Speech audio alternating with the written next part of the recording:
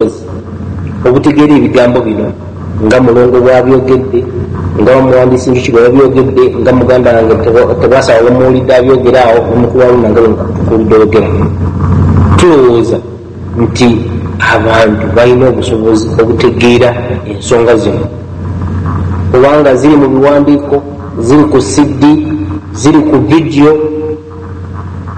Tulowooza nti wakiri obubaka butuuse ku bantu bwe tutyo katugenda mbadde bagenda okujaguza emyaka gino 5 mbadde nsaba bawuliriza omukuttu guno bagezeeko okubeerako n'ebitulowooza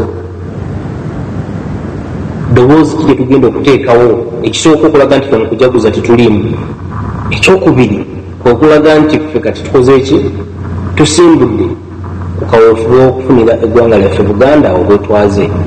Sebo n'ebigambo ebyo nebaza nnyo omulamwa, nebaza nnyo abateeseza bonna, era nyongera okwebaza bannaffe buli omu alina kyakola okusobozesa omukuttu guno okubeerako mpewo kubanga tulowooza nti Buganda efunye omumuli. N'ebigambo ebyo Ssaabasajja Kabaka wa Buganda awangaale. Ssaabasajja Kabaka wa Buganda awangaale.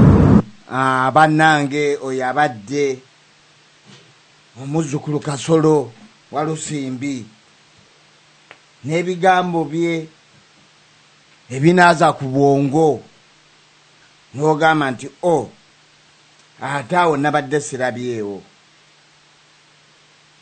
Era awadde amagezi mangi nnyo ku mirimu gino egitambula egigenda mu maaso okunoonya okumanya.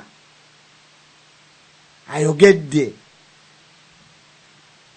ku kyakabaka waffe okujjamu engato n'agamba ekyo kitwala nga kikulu, naye bo we bajja eri mu Buganda bakola emikolo gya Buganda egyetaagisaayo okukola. Bo bakola nga bwe bakola oba bajja nga bazze kulwanyisa.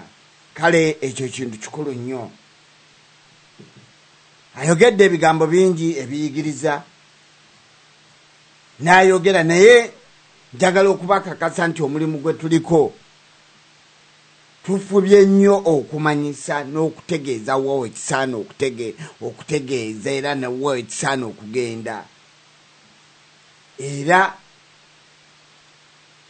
mu bye tusaba nga n'okuddibwamu okwo tuba tukulina era kwe kwesunga nti omulimu gwe tuliko gw'okugenda mu maaso.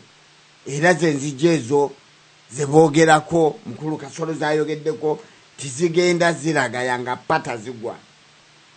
Naye akazindalo nja kaddiza muganda wange Buganda tebwasabwa abeereko naye ekyayogera kubanga obwedda naye mulaba akuba ekkalaamu nga bwanyeenya n'omutwe.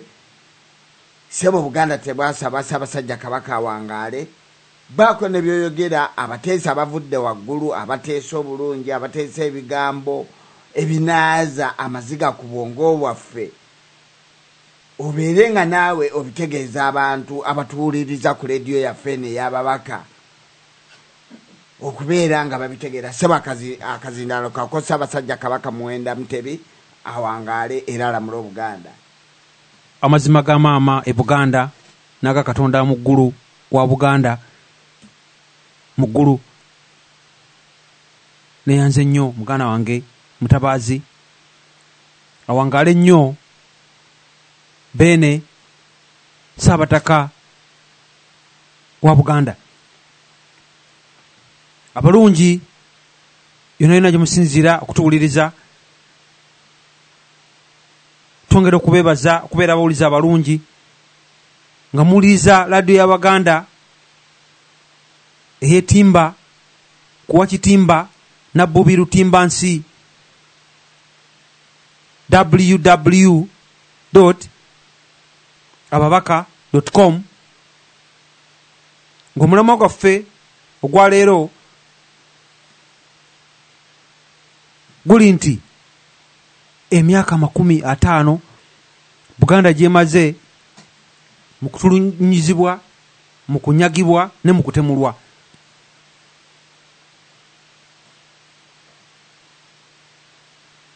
olugero lw'abalundi nga batukiina fe Abaganda bagenda ne bagamba nti amaziga amangi tegazza mulambo, naye nga olw'Abaganda lugamba okuwonga ennyo si kuzza lubaale. Abateesa bategeereza nti bwe tukoona ku kyokoowola amawanga, Yesu tugamanye amawanga ga bubbi, ne kitwagala twagala okulanga olutalo luno olutugendamu.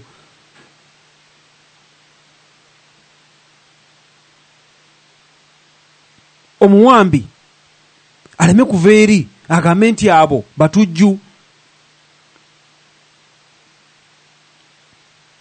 Twerwaneko ng'ensi yonna ekimanyi, kubanga tulaba ba Clinton bayisiŋŋanya buyisiŋŋanya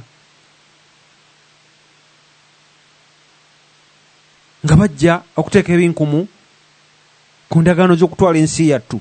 Omuteesa we yeebuuliza n'abuuza nti ddala ddala ebintu bino Abaganda mubiraba mmwe abali mu Amerika nga bakama bammwe bajja okututunda, oba mwongera bwongezi kuteekamu nkola abantu baffe balowooze nga bannayuganda kulw'okuba nga mwenoonyeza ebyammwe?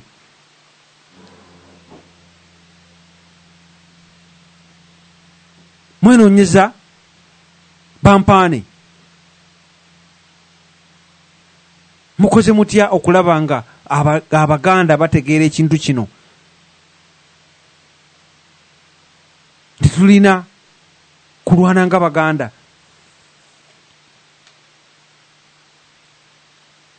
Omuteesa omu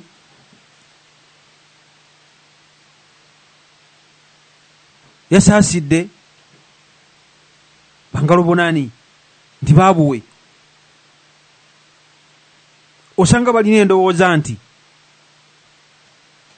era nebintu ne bwe banaabikola era bijja kubbibwa. Nosanga nga abaana bagaye mu Buganda nga bali mu kkuba misota, naye ng'obasaasira.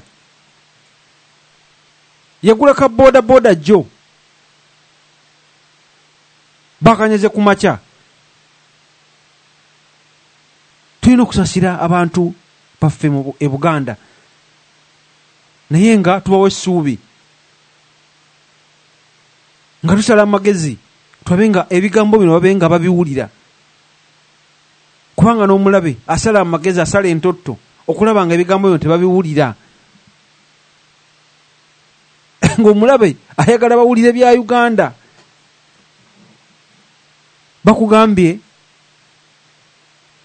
bannayuganda bali mu keeterekerero, bagenda kuzimba biyitirirwa nga bajaganya nga bakuba guddigudde okulaba nti bakwata ensi amakula.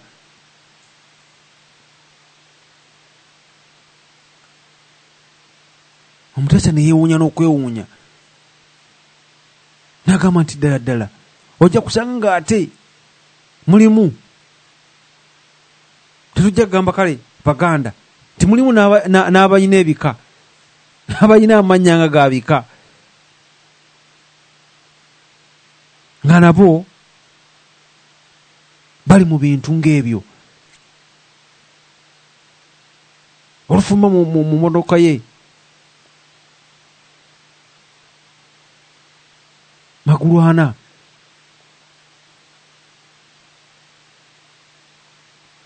nasooka n'akangamu awo katono, omusaayi ne guyingira, naga nti MP waffe ayogedde, naye nga ali mu kwekkusa, ng'ali mu bali Abaganda omuzungu be yaliisanga enkwe.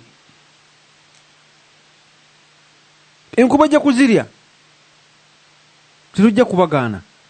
Ne mu Bibuliya Bayuda baaziryanga, naye kyebuuliza nti bo baakomawa. Muteesa yagambye bakujaga nkaaga akasikaati n'ogenda n'okunumba busa, nga baseka n'okuseka naye kakati nabo obusikaati bwe batunyaga babulage. Waliwo muganda ffe mwanyinaffe awulugumya olukomo katumufune Ssaabasajja Kabaka awangaale n'Obuganda bufune obutongole bwabwo atuwuliriza.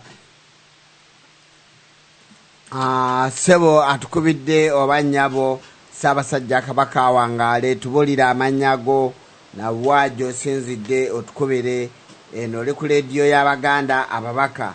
Omulamwa gwaffe ogwaleero gwe tuliko gugamba nti emyaka 50 Buganda gyemaze mu kunyagibwa n'okutemulwa. Sebo akazindalo kako Ssaabasajja Kabaka awangaale oba nnyabo. Tukubidde otubulira Sebo oba nnyabo. Bannange oyo atukubidde Sebo Buganda tebwasaba na maaso.